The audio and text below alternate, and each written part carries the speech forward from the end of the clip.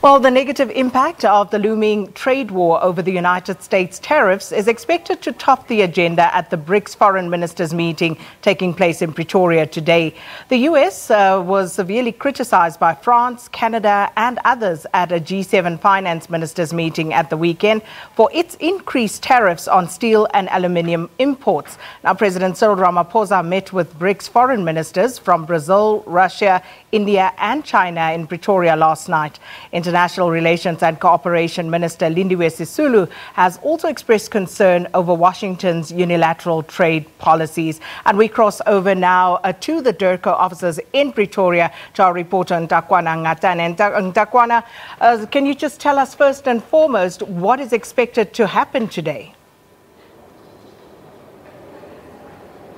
Well, Sakina, let me start by saying I've been listening to you, and the one thing that you didn't say about radio is that you can wear what you like, and that's what you did in the morning.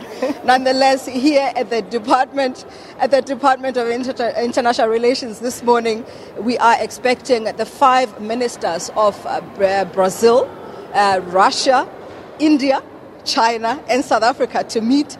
And as you said, one of the key issues I think that will be on the agenda, as you've mentioned in your introduction, is that issue of trade wars.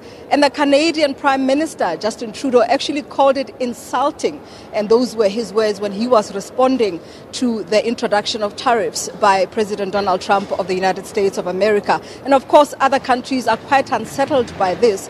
But of course, President Cyril Ramaphosa saying that as South Africa's foreign policy of multilateralism believes that the world should really be looking in that direction, and this unilateral approach of the United States that we've seen since President Donald Trump coming into office is really worrying the world. So that's what we expect. But of course, this is the 10th year of the BRICS countries being together.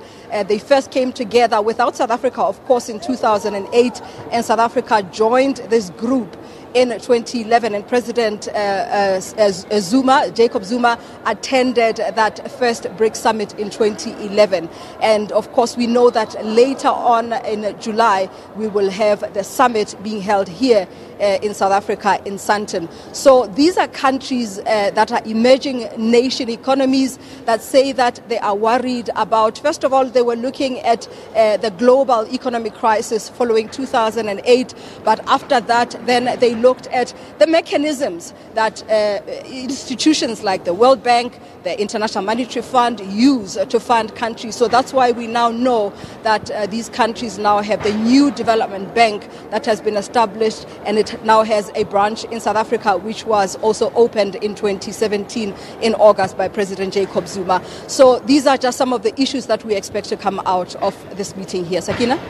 Kwana, as you say, we've seen quite a bit of tit-for-tat responses from individual countries. But the big question here today is whether we are likely to see the BRICS countries come out with a decision on how to address this as a collective. Well, I don't know if we can say that, Sakina, but perhaps we can expect them to come out with statements of concern, because if you look at countries like China, for instance, China is one of the countries that have come out quite strongly, and the World Trade Organization, in fact, issued a statement saying that it is concerned about, because, I mean, if you look at the world economies, the US and China are the biggest. So if these two have tussles, then the world economy in general might come into some kind of trouble. So the World Trade Organization saying that it is concerned. So maybe we can expect them to issue some kind of a statement of position in terms of what they think and how they feel the world should be addressing these issues. But of course, perhaps the more concrete statement or position that we can expect will be out of that summit, which is the heads of state will be meeting in July here in Johannesburg. Sakina? Thank you so much, Ntakwana. And of course, she'll be keeping tabs on those developments there, because it is going to be very interesting to find out what exactly they decide on finally.